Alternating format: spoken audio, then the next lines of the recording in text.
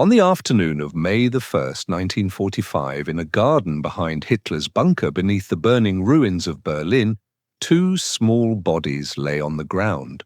6 children, Helga, Hildegard, Helmut, Holdine, Hedwig, and Heidrun Goebbels, had been murdered by their own parents just hours earlier, poisoned with cyanide while they slept. Their mother, Magda Goebbels, had administered the poison personally, moving from child to child, ensuring that none would survive to live in a world without Adolf Hitler and National Socialism. Shortly after murdering their children, Joseph and Magda Goebbels walked up the bunker stairs into the garden.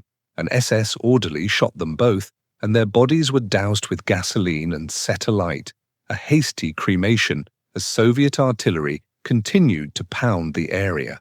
The flames consumed the corpses of the man who had been one of Hitler's most devoted followers, the architect of Nazi propaganda, and the voice of the regime for 12 years. Joseph Goebbels had lived by the power of words, by manipulation of images and emotions, by the calculated use of media to shape public opinion and mobilize a nation for war and genocide. He had understood instinctively that in the modern age, control of information could be as powerful as control of armies. He had crafted Hitler's public image, sold the Nazi Party to the German people, and maintained support for the regime even as it dragged Germany into catastrophic defeat. Yet in the end, words failed him. Reality could not be talked away or propagandized into something else. Germany was defeated, Hitler was dead, and the world Goebbels had helped create was collapsing into ash and rubble. Rather than face that reality, he chose murder and suicide. To understand how a brilliant, educated man became a mass murderer and propagandist for genocide, we must return to the turn of the 20th century, to the birth of a boy whose physical limitations and intellectual gifts would shape one of history's most destructive careers. Paul Joseph Goebbels was born on October 29, 1897, in the industrial city of Reit in the Rhineland region of Western Germany. His father, Friedrich Fritz Goebbels, worked as a clerk in a lamp wick factory, a modest position that provided steady but limited income for the family. His mother, Maria Katharina Odenhausen, came from a family of blacksmiths and farmers, representing the traditional working-class Catholic culture of the Rhineland. Joseph was the third of 6 children born to Fritz and Maria. The family was devoutly Catholic, attending Mass regularly and raising their children within the strict moral framework of the Church. This religious upbringing would later prove ironic, as Joseph would become one of the most virulent anti-Christian voices within the Nazi regime, working systematically to undermine religious institutions and replace Christian values with Nazi ideology. The Goebbels family was not poor, but neither were they comfortable. Fritz's salary as a factory clerk was sufficient for basic necessities, but left little for luxuries or savings. The children grew up in a household where money was tight, where hard work was expected, and where education was valued as the path to social advancement. This modest background would shape Joseph's personality profoundly, creating both ambition to rise above his origins and resentment toward those born into more privileged circumstances. When Joseph was about 4 years old, accounts vary on his exact age, he contracted osteomyelitis, a severe bone infection in his left leg. The disease caused permanent damage, resulting in a deformed foot and a shortened leg that left him with a pronounced limp for the rest of his life. He would need to wear a metal brace on the leg and specially designed shoes to walk with less difficulty. This physical disability became the defining feature of Joseph Goebbels' life and psychology. In a culture that celebrated physical strength, military prowess, and bodily perfection, values that would become even more pronounced in Nazi ideology, Goebbels' clubfoot marked him as inferior and different. Children mocked him. He was excluded from physical activities and sports. When World War I came, His disability exempted him from military service, denying him the defining experience of his generation. The psychological impact was profound. Goebbels developed a bitter resentment toward the physically healthy, and particularly toward those who combined physical prowess with social advantages he lacked. This resentment would fuel much of his later behavior, his need to prove himself superior through intellectual achievement, his attraction to extremist politics that promised to overturn existing social hierarchies, and his vicious cruelty toward those he perceived as weak or inferior. Yet the disability also drove Goebbels to develop compensating strengths. Unable to compete physically, he threw himself into intellectual pursuits. He read voraciously, excelled academically, and cultivated his verbal abilities until he became one of the most skilled orators and writers of his generation.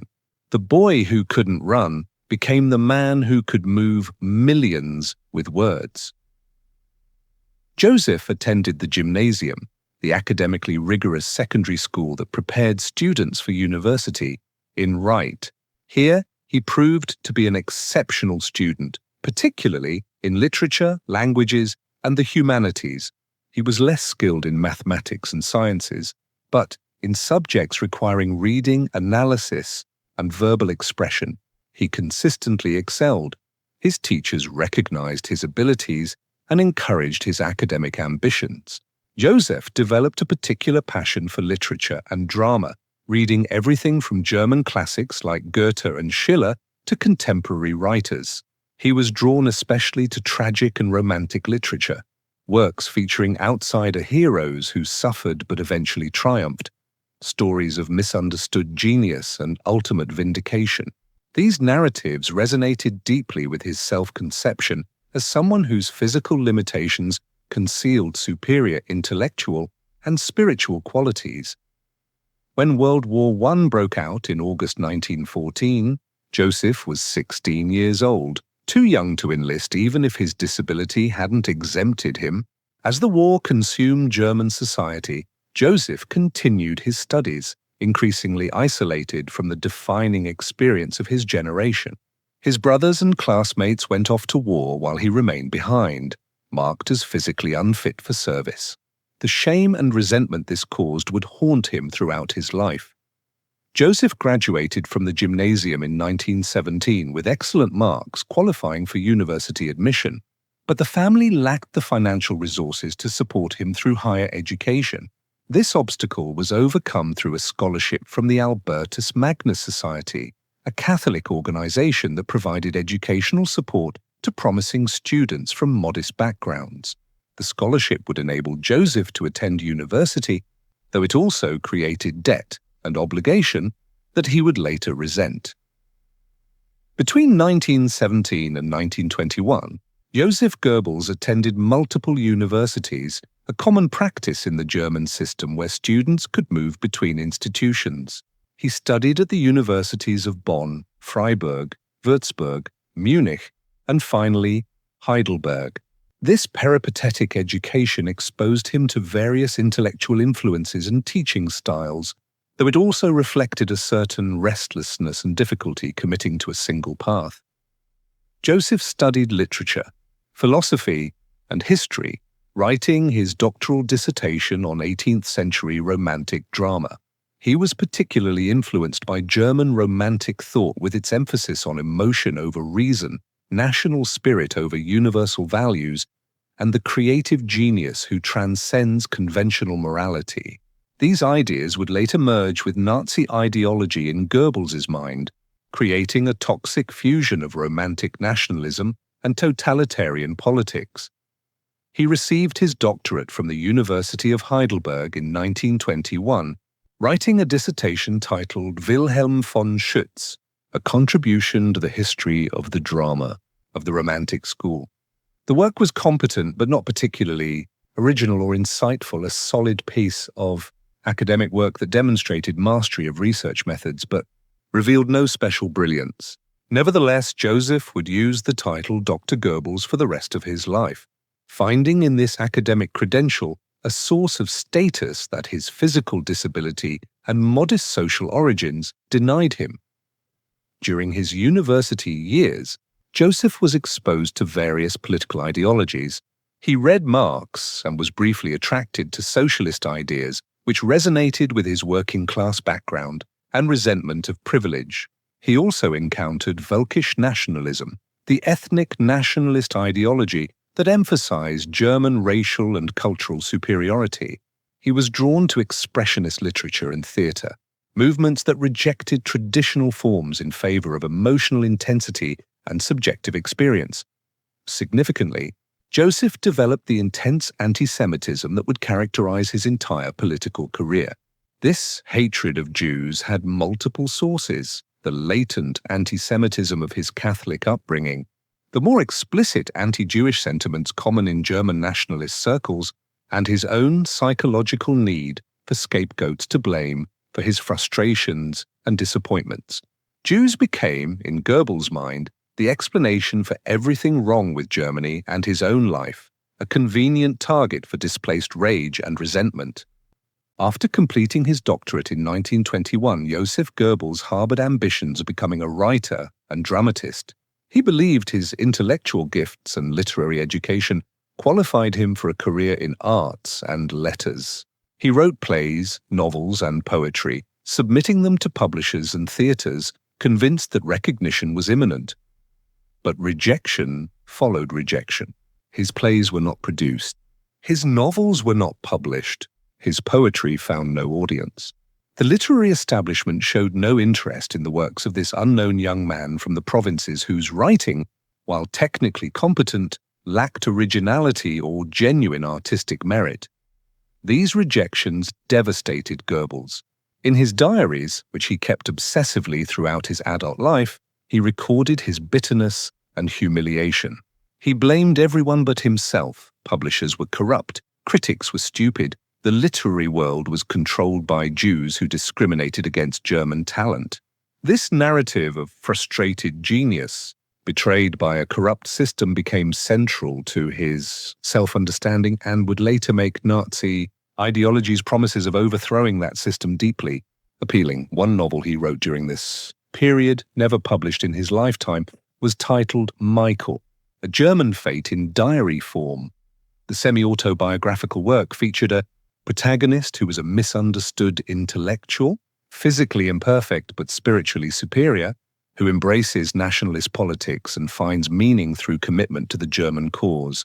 The novel revealed Goebbels' psychological state and the narrative he was constructing about his own life, the suffering outsider who would be vindicated through political commitment to support himself during these lean years. Goebbels took various temporary jobs. He worked briefly as a bank clerk, tried his hand at tutoring students, and attempted to make a living as a journalist. None of these positions lasted long or provided much income. By his mid-20s, Goebbels was living in poverty, dependent on his family's limited support, his literary ambitions in ruins, facing an uncertain future. In 1922, Goebbels attended a speech by Adolf Hitler in Munich.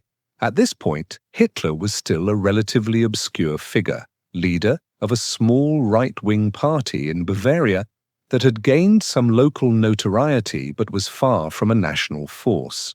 Yet Hitler's oratory made a powerful impression on Goebbels.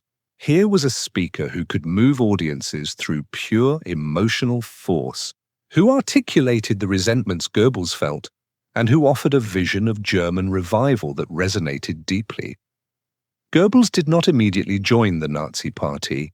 He was still living in the Rhineland, far from the party's Bavarian base, and was initially more attracted to the socialist wing of nationalist politics. He briefly associated with other right-wing groups and explored various political options. But Hitler's message stayed with him, and when the Nazi Party began expanding beyond Bavaria in the mid-1920s, Goebbels was ready to commit. In 1924, Goebbels finally joined the National Socialist German Workers' Party. He was 27 years old, a failed writer living in his parents' home, searching desperately for purpose and meaning. The party offered him something he had never found in literature or academic life, a cause that could absorb his energies, utilize his talents, and provide the sense of belonging and significance he craved. Goebbels quickly distinguished himself as a talented speaker and organizer within the party. His education and verbal skills set him apart from many early Nazi members who tended to be working-class street brawlers or disaffected veterans rather than university-educated intellectuals. The party leadership recognized his abilities and gave him increasing responsibilities. In 1926, Goebbels was appointed Gauleiter, regional party leader of Berlin. This was simultaneously a crucial assignment and a punishment. Berlin was Germany's capital and largest city, but it was also a left-wing stronghold where communists and social democrats dominated working-class neighborhoods. The Nazi Party had virtually no presence there, and many viewed the Berlin appointment as a nearly impossible task. But Goebbels threw himself into the work with fanatical energy.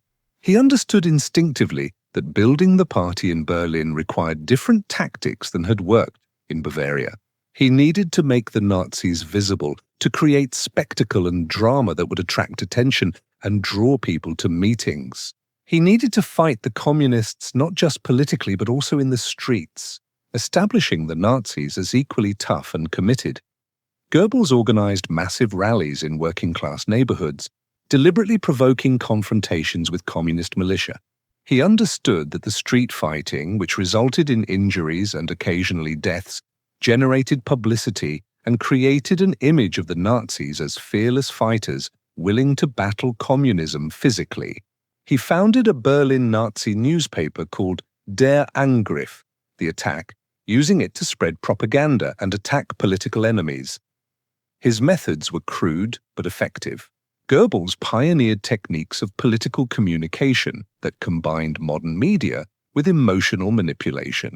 He used simple slogans repeated endlessly.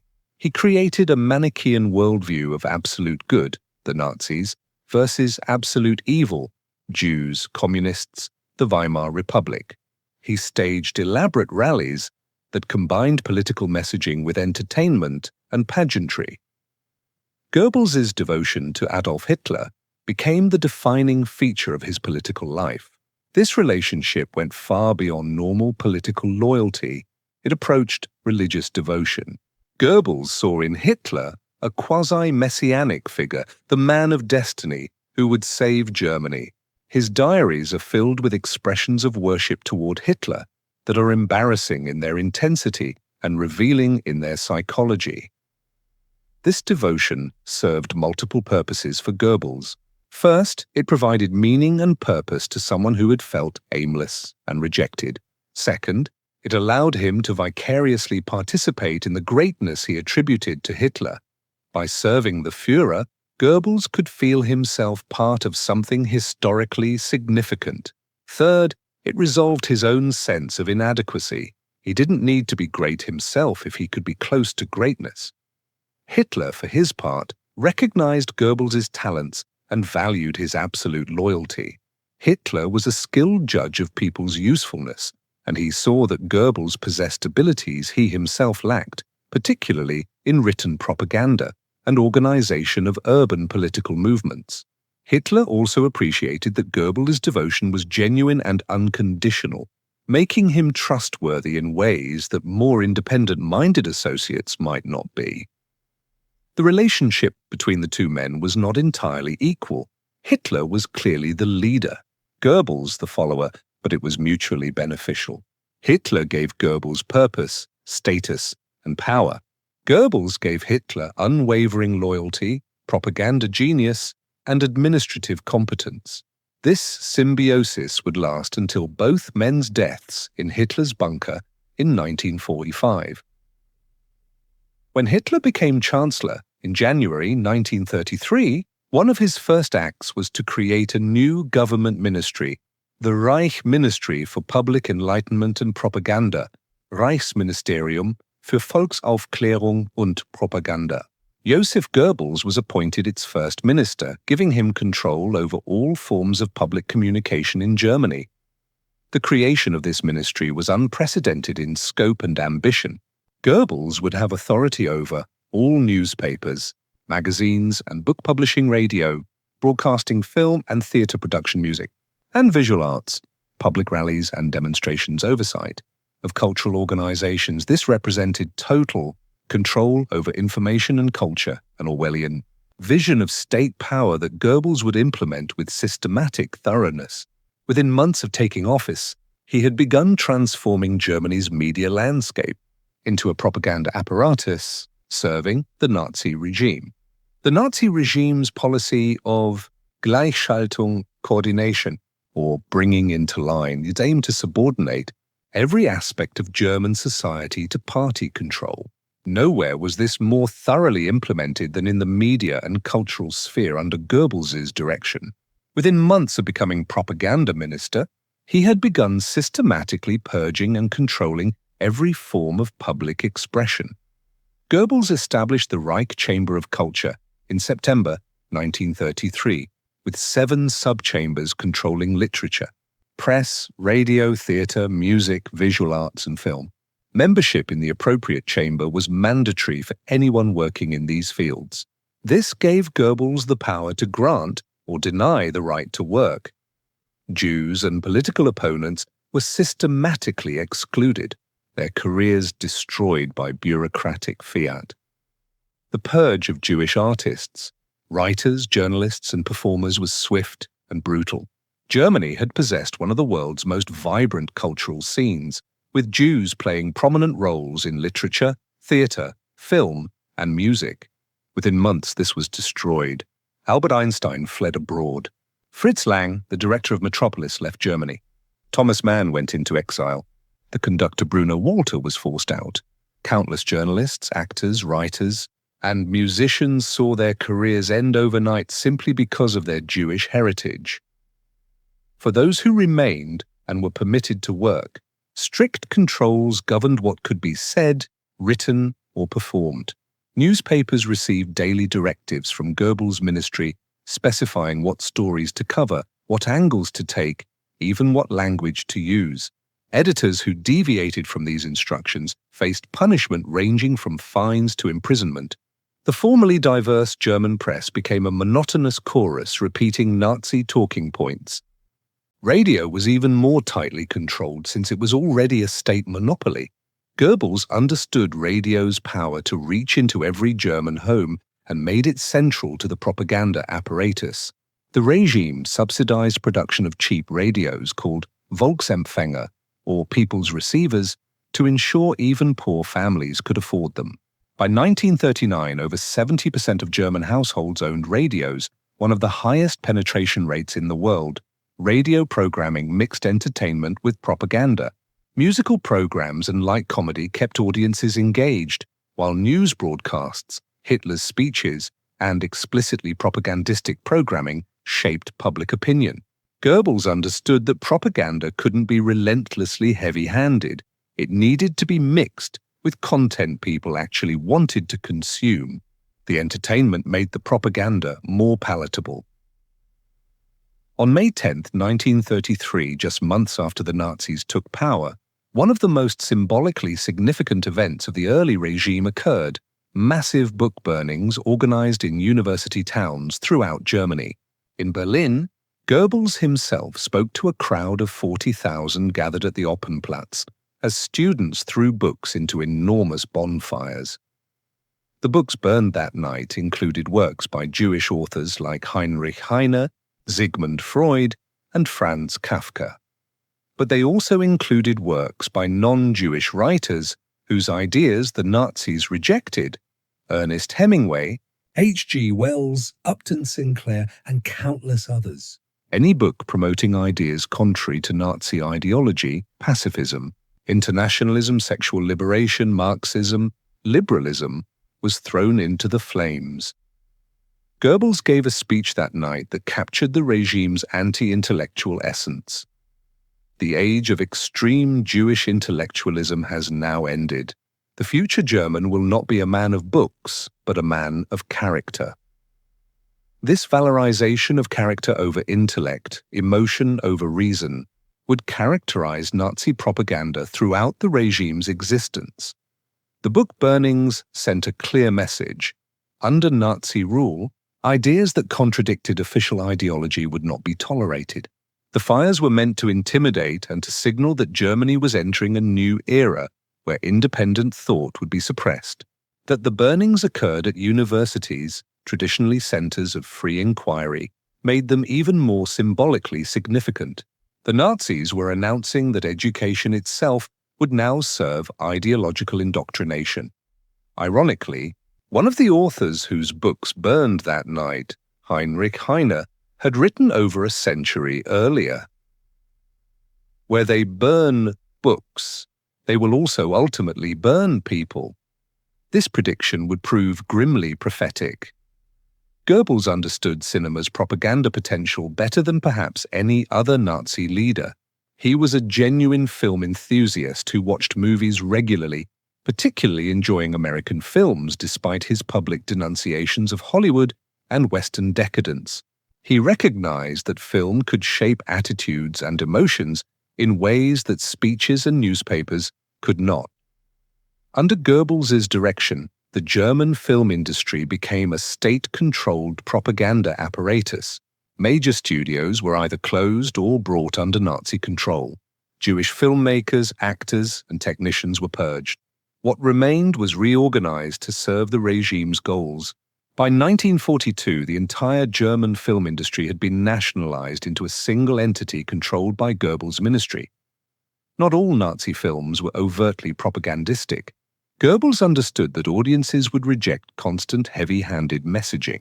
Many films produced during the Nazi era were escapist entertainment, musicals, comedies, historical dramas designed to keep audiences engaged with German cinema rather than driving them to foreign films or away from theaters altogether. But even entertainment films carried subtle propaganda. They promoted Nazi values, the importance of community over individuality, traditional gender roles, respect for authority, the beauty of rural German life. They excluded Jews entirely, not through explicit denunciation, but through absence, normalizing a Germany without Jews even before the genocide was fully underway. The explicitly propagandistic films were masterpieces of their genre, demonstrating Goebbels' understanding of how to use cinema emotionally. Triumph of the Will, 1935, directed by Leni Riefenstahl, glorified the 1934 Nazi Party Congress with stunning cinematography that made Nazism appear powerful and aesthetically beautiful. Olympia, 1938, also by Riefenstahl, turned the Berlin Olympics into a celebration of German achievement. But Goebbels' most notorious film was Jude Süß, Jew Süß. Released in 1940, this viciously anti-Semitic period drama portrayed Jews as predatory, sexually deviant, and dangerous to German society. The film was required viewing for SS troops and police officers before they were sent to occupied Poland, serving as psychological preparation for the atrocities they would commit. It was propaganda designed not just to shape public opinion, but to enable genocide. Goebbels is often credited with articulating the principle of the big lie, the idea that a falsehood so colossal will be believed because people assume no one would dare fabricate something so enormous. While Goebbels himself attributed this technique to Jews in a typical example of projection, his propaganda methods exemplified it perfectly. The technique worked through several mechanisms. First, the lie had to be simple and repeated constantly. Second, it needed to appeal to existing prejudices and resentments. Third, it should be emotionally resonant rather than rationally argued. Fourth, competing information sources had to be suppressed or discredited. Finally, any evidence contradicting the lie had to be explained away as itself being false or part of an enemy conspiracy. Goebbels applied these principles systematically. The claim that Germany had been stabbed in the back by Jews and communists during World War I was a big lie. Germany had been militarily defeated, but it resonated with wounded national pride and provided a scapegoat. The portrayal of Jews as simultaneously weak and pathetic, yet also dangerously powerful and controlling, was internally contradictory but emotionally satisfying. To those seeking enemies to blame as the war progressed and Germany began losing, Goebbels's propaganda became increasingly divorced from reality. He continued proclaiming certain victory even as German cities were bombed, armies destroyed, and territory lost. He claimed new miracle weapons would turn the tide even as none appeared. His propaganda maintained a facade of confidence and inevitability that bore no relationship to military facts. Yet remarkably, this propaganda continued to be at least partially effective. Many Germans maintained faith in Hitler and the cause until very late in the war, testament to Goebbels's skill at psychological manipulation and the totalitarian control of information that prevented contradictory narratives from reaching most Germans. On November 10th, 1938, organized anti-Jewish pogroms erupted throughout Germany and Austria in what became known as Kristallnacht, the Night of Broken Glass. Synagogues were burned, Jewish businesses destroyed, and approximately 30,000 Jewish men arrested and sent to concentration camps. Official records show 91 deaths, though the actual number was likely much higher. Goebbels played a central role in instigating Kristallnacht. At a Nazi party gathering in Munich on November 9th, he gave a speech suggesting that spontaneous demonstrations against Jews would not be opposed by the regime. This was understood as authorization for violence. Party officials throughout Germany then organized the attacks, using SA troops and party members to carry out destruction while presenting it as spontaneous public anger. The pretext was the assassination of a German diplomat in Paris by a Jewish teenager whose family had been deported to Poland. But Kristallnacht had been building for months as the regime escalated persecution of Germany's remaining Jews. The violence served multiple purposes. It terrorized Jews into emigrating.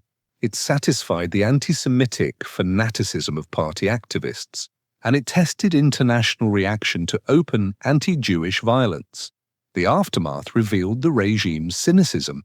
After Jewish businesses and homes had been destroyed, the regime imposed a massive fine on the Jewish community, 1 billion Reichsmarks, supposedly to pay for the damage.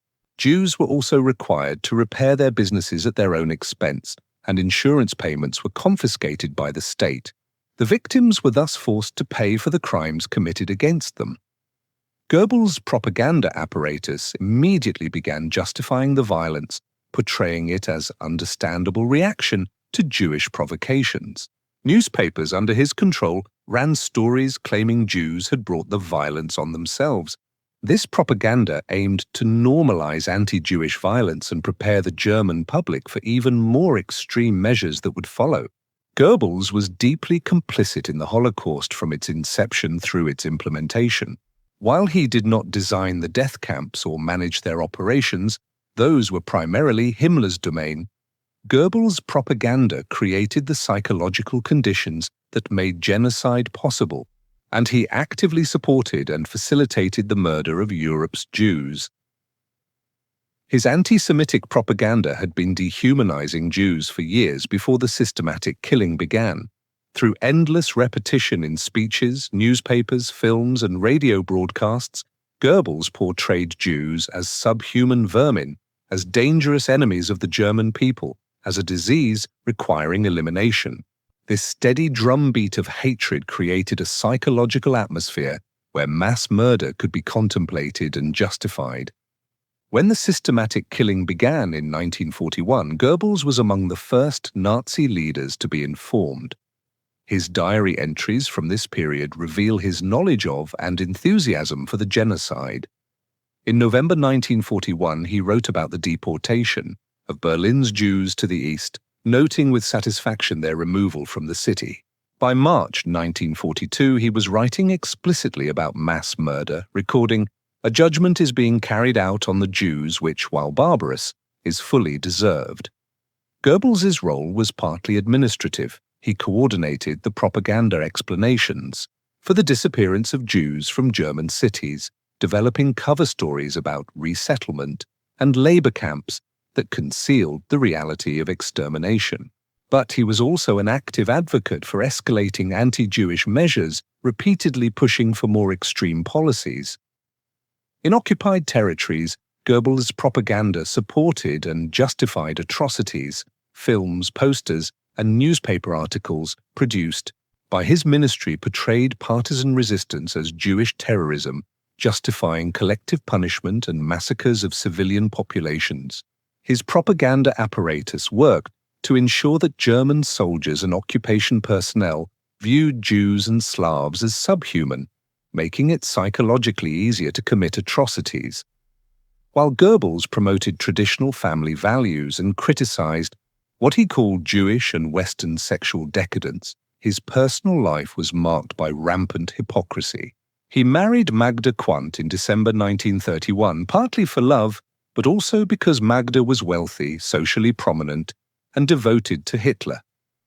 The marriage produced 6 children, all given names beginning with H in honor of Hitler: Helga, Hildegard, Helmut, Holdine, Hedwig, and Heidrun.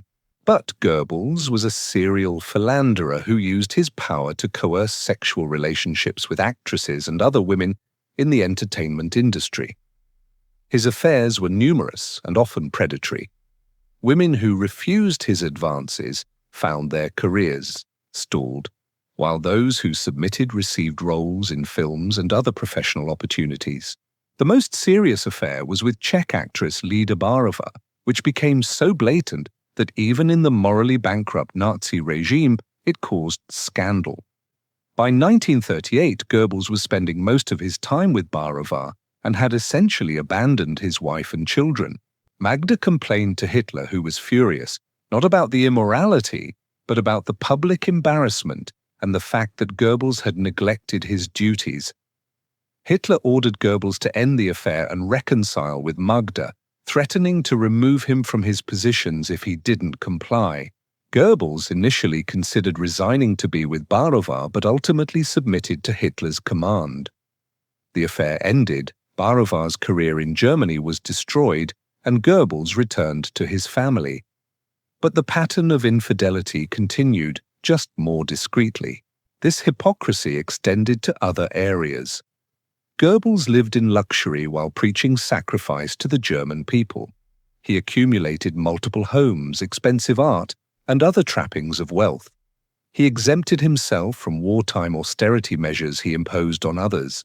He indulged in pleasures he condemned as decadent when practiced by others. The gap between his public moralism and private behavior was vast and revealing. As Germany's military situation deteriorated from 1942 onward, Goebbels increasingly advocated for total war, complete mobilization of German society for the war effort. This meant closing theaters and restaurants, ending all non-essential economic activity, conscripting women for labor, and subordinating every aspect of life to military necessity. On February 18, 1943, weeks after Germany's catastrophic defeat at Stalingrad, Goebbels delivered his most famous speech at the Berlin Sportpalast. Before a carefully selected audience of party faithful, he asked a series of rhetorical questions designed to elicit fanatical affirmation. Do you want total war? Do you want it, if necessary, more total and radical than we can even imagine it? Today, the crowd roared its approval. Yes, yes! In a display of fanatical commitment captured on film and radio. The speech was a masterpiece of propaganda and mass psychology, using call and response, emotional manipulation, and the energy of the crowd to create an atmosphere of desperate determination. But the total war Goebbels proclaimed was already underway, and it was being lost. The speech could not conjure military victories or strategic advantages. It could only squeeze more sacrifice from a population increasingly exhausted by years of war. The gap between Goebbels' propaganda and reality was becoming impossible to bridge. As the war turned decisively against Germany, Goebbels' propaganda task became increasingly difficult. How could he maintain civilian and military morale when German cities were being systematically destroyed by Allied bombing, when armies were retreating on all fronts, when food and fuel shortages were causing genuine hardship? Goebbels employed several strategies. First, he emphasized that surrender was impossible, that the Allies intended to destroy Germany completely, and that Germans must fight to the bitter end because they had no choice. This message of no alternative but victory aimed to maintain resistance even as defeat loomed. Second, he promoted the myth of imminent victory through miracle weapons. He promised that new technologies, V-weapons, jet aircraft, super submarines, would turn the tide. These promises kept hope alive even as the weapons either didn't materialize or proved insufficient to change the war's course. Third, he used fear. Goebbels' propaganda emphasized Soviet atrocities and suggested that Germans in territories occupied by the Red Army faced rape, murder, and slavery. This fear, which was partly based in reality given Soviet soldiers' brutality, motivated continued resistance on the Eastern Front, even when military situation was hopeless. Fourth, he appealed to fanatical loyalty to Hitler. Even if victory seemed unlikely, Germans should fight on out of devotion to the Führer who had done so much for them. This quasi-religious devotion to Hitler remained powerful for many Germans until the very end. Yet, despite these efforts, German morale was collapsing. People were exhausted, hungry, and increasingly convinced that the war was lost. Goebbels' propaganda could delay but not prevent the psychological collapse that accompanied military defeat. By early 1945, Germany's defeat was inevitable. Soviet forces were advancing from the east, while American and British armies pushed from the west. German cities lay in ruins. The economy was shattered. Yet Goebbels remained fanatically committed to fighting on, issuing propaganda that grew increasingly divorced from reality. In April 1945, as Soviet forces reached Berlin and began the final battle for the capital, Goebbels took up residence in Hitler's bunker. While other Nazi leaders fled or attempted to negotiate survival, Goebbels stayed with Hitler, demonstrating the devotion that had characterized their relationship for over 20 years. By mid-April 1945, Berlin was surrounded by Soviet forces. The Battle of Berlin, the final major engagement of the European War, had begun. Artillery shells rained down on the capital, reducing it to rubble. Street fighting raged through the ruins as Soviet troops pushed deeper into the city. Adolf Hitler had retreated to the Führerbunker beneath the Reich Chancellery, and Joseph Goebbels joined him there with his entire family. The atmosphere in the bunker during those final days was surreal and nightmarish. Above ground, one of history's great capitals was being systematically destroyed. Below ground, in a cramped underground complex, the remnants of Nazi leadership maintained the fiction that they still governed something meaningful. Hitler issued orders to armies that no longer existed. Military briefings continued despite having no connection to reality. Administrative routine persisted even as everything collapsed. Goebbels remained with Hitler constantly during this period. While other Nazi leaders fled Berlin, Göring to Bavaria, Himmler to northern Germany, Goebbels stayed at the Führer's side. This loyalty was partly calculation. Goebbels had no future in a post-Hitler world and knew it, but it was also genuine devotion. Goebbels had devoted his entire adult life to serving Hitler, and he would not abandon him at the end. The presence of Goebbels' entire family in the bunker was ominous. Magda Goebbels had brought all 6 children, ranging in age from 4 to 12, into this death trap. The children played in the bunker corridors, unaware that their parents had already decided they would not leave alive. Magda had determined that her children should not survive to live in a world without National Socialism and Adolf Hitler. Witnesses in the bunker during those final days described Goebbels as remarkably calm. almost serene. While Hitler raged about betrayals and lost opportunities, Goebbels maintained composure. He seemed to have accepted the inevitable outcome and found a kind of peace in having chosen death over survival in defeat. For someone who had lived his entire political career through words and propaganda, the final silence of death must have seemed almost liberating. On April 29, 1945, Adolf Hitler dictated his political testament, his final instructions to the German people, and his appointments to govern what remained of the Reich. In this document, Hitler expelled Hermann Göring and Heinrich Himmler from the party for their attempted treachery. Göring for trying to assume power prematurely, Himmler for attempting to negotiate surrender with the Western Allies. Hitler appointed Grand Admiral Karl Dönitz as Reich President and Supreme Commander of the Armed Forces. But for Reich Chancellor, the head of government, Hitler appointed Joseph Goebbels. This was extraordinary recognition of Goebbels' loyalty. At the very end, when nearly everyone else had proven unreliable, Goebbels had remained faithful. Hitler rewarded this devotion by making Goebbels his political heir. Yet this appointment was meaningless.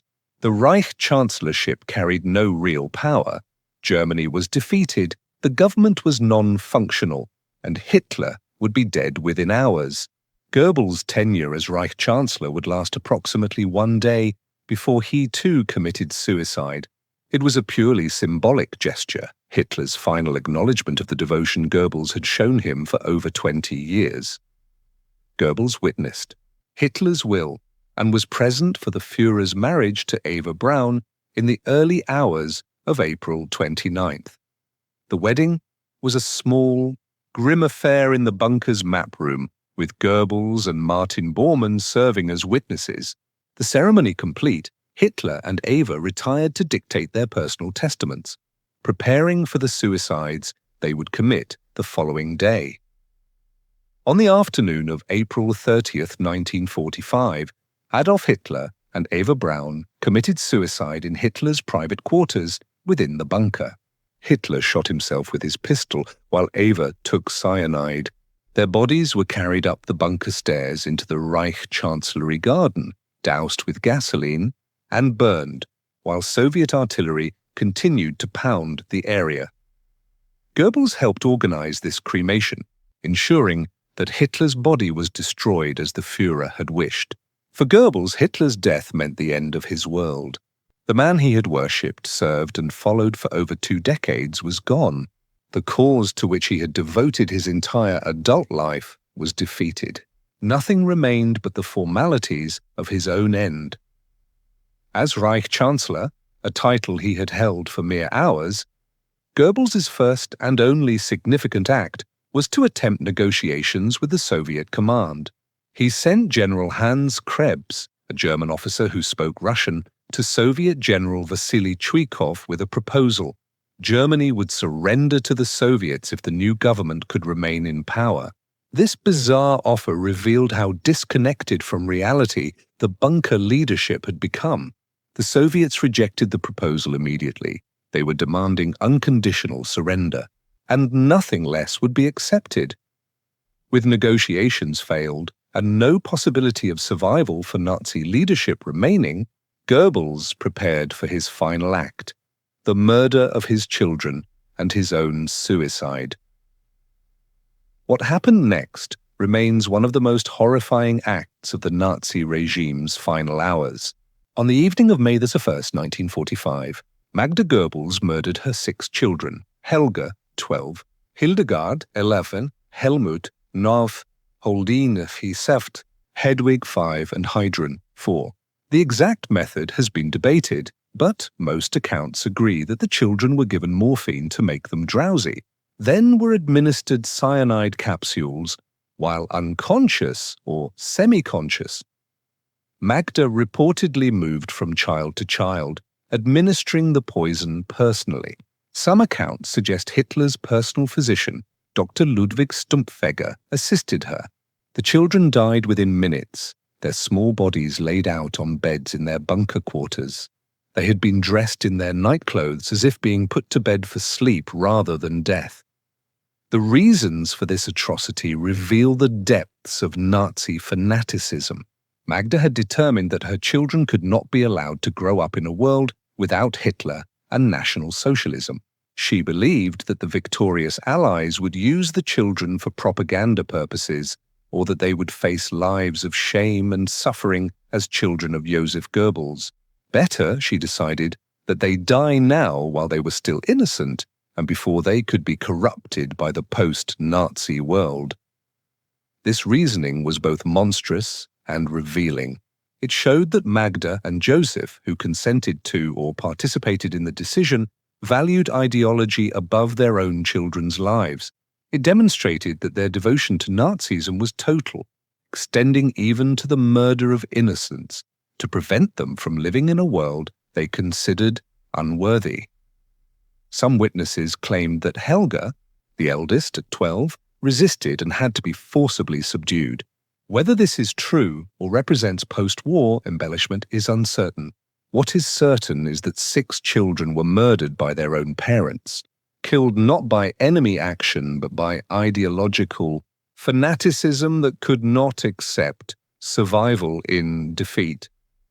The murder of the Goebbels' children stands as one of the most chilling acts of the entire Nazi era, not because of its scale, which was small compared to the Holocaust's millions, but because of what it revealed about the psychological depths to which Nazi ideology could drive people. These were not wartime casualties or victims of combat. They were children murdered by their own parents because those parents could not imagine them living in a world without Hitler. With their children dead, Joseph and Magda Goebbels prepared for their own suicides. On the evening of May 1st, 1945, they walked up the bunker stairs into the Reich Chancellery garden.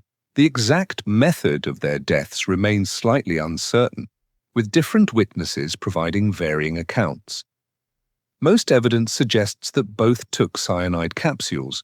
Then an SS orderly shot them as they were dying or already dead, either to ensure death or at their request. Their bodies were then doused with gasoline and set alight, following the same procedure that had been used for Hitler and Eva Braun the day before. However, the cremation was incomplete. Soviet forces were too close, and there wasn't time to fully burn the bodies.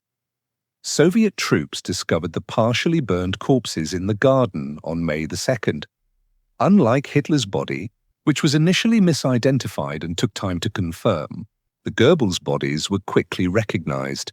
The Soviets photographed the remains as evidence and trophy, and these images would later circulate worldwide, the corpses of one of Nazism's most fanatical leaders, lying in the ruins of the regime he had helped create. Goebbels had lived by the power of images, by propaganda and spectacle. His death and the photographs of his burned corpse became a different kind of image, evidence of Nazism's utter defeat and the end of a regime built on lies. The master of propaganda had become propaganda himself, his remains serving as evidence of the Third Reich's destruction.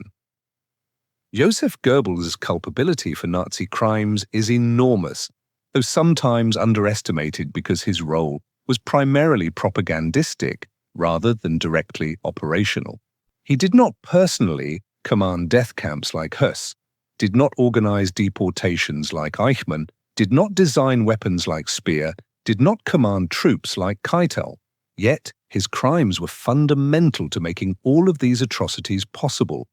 Goebbels created the psychological and informational environment that enabled genocide. Through years of relentless propaganda, he dehumanized Jews and other targeted groups, portraying them as dangerous enemies requiring elimination. He normalized violence against these groups, making atrocities seem justified and necessary. He suppressed contradictory information and maintained a closed information environment where Nazi narratives faced no effective challenge. When the Holocaust began, Goebbels' propaganda provided cover. He developed euphemisms like resettlement and special treatment that concealed mass murder. He spread lies about Jews representing threats that justified defensive violence.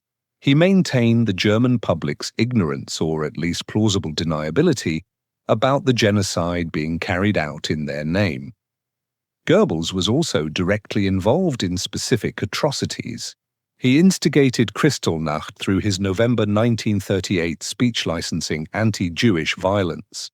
He advocated consistently for more extreme anti-Jewish measures, pushing for policies that culminated in genocide. His diaries reveal knowledge of and enthusiasm for the Holocaust, including explicit references to mass murder. He understood exactly what was happening and approved completely. Beyond anti-Jewish crimes, Goebbels' propaganda facilitated Germany's aggressive war. He sold the German public on wars of conquest, portraying invasions as defensive necessities. He maintained support for the war effort even as it became catastrophic for Germany, prolonging fighting that killed millions in its final months. He demonized resistance movements in occupied territories, justifying brutal reprisals against civilian populations. The total death toll for which Goebbels shares responsibility is impossible to calculate precisely, but runs into millions. The Holocaust killed approximately 6 million Jews. Germany's aggressive wars killed tens of millions more. Goebbels didn't personally murder these people, but his propaganda helped make their deaths possible and maintained public support for the regime carrying them out. Goebbels' techniques of propaganda and mass manipulation did not die with him. Many of the methods he pioneered or perfected have been studied and sometimes adopted by propagandists and political movements worldwide, both democratic and authoritarian. The big lie technique, telling falsehoods so enormous that people assume they must be true, remains a powerful tool. The use of simple, repetitive slogans that bypass rational thought and appeal to emotion. The creation of closed information environments where contradictory narratives cannot penetrate. The use of scapegoats to direct public anger toward chosen enemies. The mixing of entertainment with propaganda to make the messaging more palatable. The exploitation of fear and resentment to mobilize political support. Modern political communication, advertising, and public relations have absorbed many techniques that Goebbels used or pioneered. This doesn't mean modern practitioners are Nazis or pursuing Nazi goals, but it does mean that Goebbels' understanding of mass, psychology, and communication strategies was sophisticated enough to remain relevant. This creates a troubling legacy. Goebbels demonstrated that talented propagandists can shape public opinion in ways that enable enormous crimes. He showed that modern mass media can be used to create alternative realities where atrocities seem justified and necessary. He proved that education and cultural sophistication provide no immunity to propaganda. Educated Germans proved as susceptible to Nazi messaging as anyone else. The lesson is that democratic societies cannot take for granted that truth will prevail over lies, or that people will naturally reject messages promoting hatred and violence. Active defense of open information environments, critical thinking education, and protection of press freedom are necessary precisely because propaganda techniques pioneered by people like Goebbels remain powerful and dangerous. What drove Joseph Goebbels? What psychological factors transformed a failed writer with literary ambitions into one of history's most effective propagandists and willing accomplice to genocide? Multiple factors converged in Goebbels' psychology. His physical disability created profound resentment and a need to prove superiority through other means. His failed literary career generated bitterness toward the cultural establishment and those who had succeeded where he failed. His modest social origins created class resentment toward the privileged. His intellectual abilities gave him tools for rationalization and ideological systematization of his hatreds. Nazi ideology provided Goebbels with explanations for all his disappointments and a framework through which his resentments could be channeled productively. Jews could be blamed for his literary failures. They controlled publishing and discriminated against true German talent. The Weimar Republic could be blamed for Germany's humiliations. It was weak and decadent, run by people who had betrayed the nation. The existing social order could be attacked as corrupt and requiring revolutionary overthrow. Most importantly, devotion to Hitler gave Goebbels' life meaning and purpose. He found in Hitler the father figure and leader he had been seeking, someone to whom he could attach his ambitions and through whom he could vicariously participate in greatness. His worship of Hitler was genuine and consuming, providing the psychological anchor for everything else he did. Yet Goebbels was not merely a product of psychological damage and ideological indoctrination. He made choices to join the Nazi Party, to use his talents in service of evil, to instigate violence, to facilitate genocide. He was intelligent enough to understand the implications of what he was doing. His own writings reveal consciousness of the regime's criminality, even as he rationalized and justified it. The combination of genuine talent, psychological damage, ideological fanaticism, and deliberate moral choice made Goebbels particularly dangerous. He was smart enough to be effective, damaged enough to be vicious, ideological enough to be unwavering, and calculating enough to be methodical. This combination enabled him to perfect propaganda techniques that facilitated mass murder. Joseph Goebbels left no positive legacy. Unlike Speer, he built nothing but lies. Unlike Riefenstahl, he created no art worth preserving despite its tainted origins. Unlike von Braun, his technical expertise served no purpose that can be separated from its criminal applications. His legacy is purely destructive, a career devoted entirely to facilitating evil through manipulation of information and emotion. Yet, Goebbels remains significant as a historical figure precisely because of what he represents. The power of propaganda in modern mass societies, the willingness of educated people to serve barbaric causes, the psychological factors that enable ordinary humans to become monsters. He stands as a warning about the vulnerability of democratic discourse to skilled manipulation, the manner of his death, murdering his children before committing suicide. Rather than facing justice, captured something essential about Nazi fanaticism.